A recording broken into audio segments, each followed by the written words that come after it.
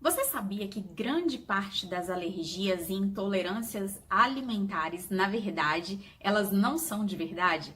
Elas foram causadas por algum problema emocional, é isso mesmo. Parece estranho falar e não estou dizendo que você não tem determinada alergia ou não apresentou sintoma. A pessoa apresenta sim variados sintomas. Eu vou explicar direitinho para você entender como isso acontece e por que isso acontece. O nosso cérebro, ele faz associações o tempo todo. Lembra que você, às vezes, fica com alguém ou você tem alguém próximo que você sente o perfume dessa pessoa e aí você associa aquele perfume como se ele fosse o cheiro daquela pessoa. E aí, toda vez que você está num lugar e passa alguém com aquele perfume, imediatamente você se recorda daquela pessoa. E aí, você tem um monte de sintomas físicos mesmo. Se for uma pessoa que te faz bem, você pode sentir saudade, você pode sentir um arrepio, você pode ter um monte de lembranças que vêm à tona. E se for uma pessoa que te causou algumas coisas que não foram tão boas assim, você pode sentir náusea, você pode sentir ânsia de vômito, você pode perder o apetite ou você pode sentir vontade de comer para tirar aquela sensação ruim, para ter alguma sensação boa. Então, isso é uma associação que o seu cérebro fez. Ele linkou aquele cheiro àquela pessoa. Nós fazemos isso o tempo todo na nossa vida. Por quê? O cérebro precisa economizar energia. Então, ele faz uma associação rápida para que aquilo esteja associado àquela pessoa e você não precise analisar um monte de outras coisas. Mas voltando então para as alergias, eu queria falar de uma situação específica que aconteceu com uma pessoa e isso está catalogado nos anais da medicina. Então, uma pessoa apresentava uma severa alergia a flores. E aí, ao pólen das flores, e toda vez que ela entrava em contato com as flores, ela tinha aquela alergia. Bem, essa alergia começou na vida adulta, quando essa mulher, ela mudou de cidade, porque o marido dela precisou ser transferido para a cidade. Ela não queria ir de jeito nenhum, mas mesmo assim ela foi. A cidade era uma cidade que tinha várias plantações de flores e era conhecida por exportar muitas flores. E aí, essa pessoa começou a ter essa alergia depois que mudou para essa cidade. Então ela sentia alergia só de estar em casa, só de estar naquela cidade.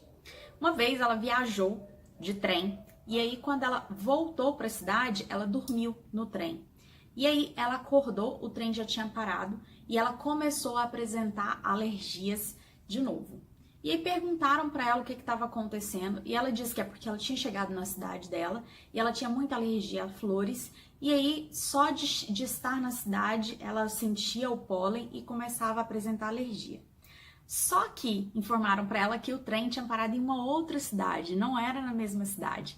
Então ela estava apresentando uma alergia emocional. Só de ela achar que estava na cidade, o corpo dela todo já respondia aquilo.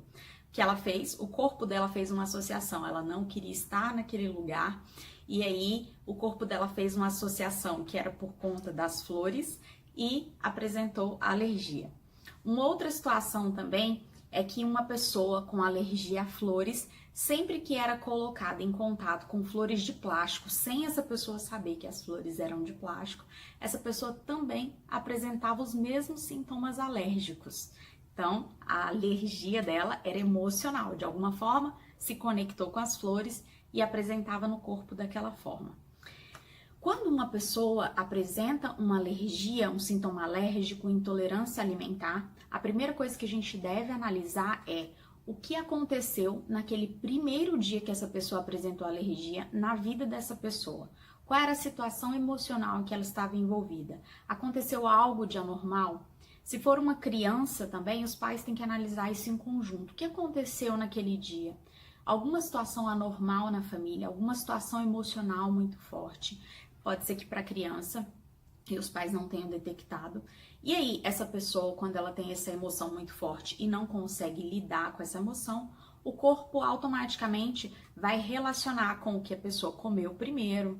E aí, a pessoa vai entender que foi aquele alimento que fez mal para ela. Quando essa pessoa, intencionalmente ou não intencional, faz essa associação, todas as vezes em que ela ingere aquele alimento, a pessoa vai apresentar os mesmos sintomas. O corpo fez a associação com o alimento.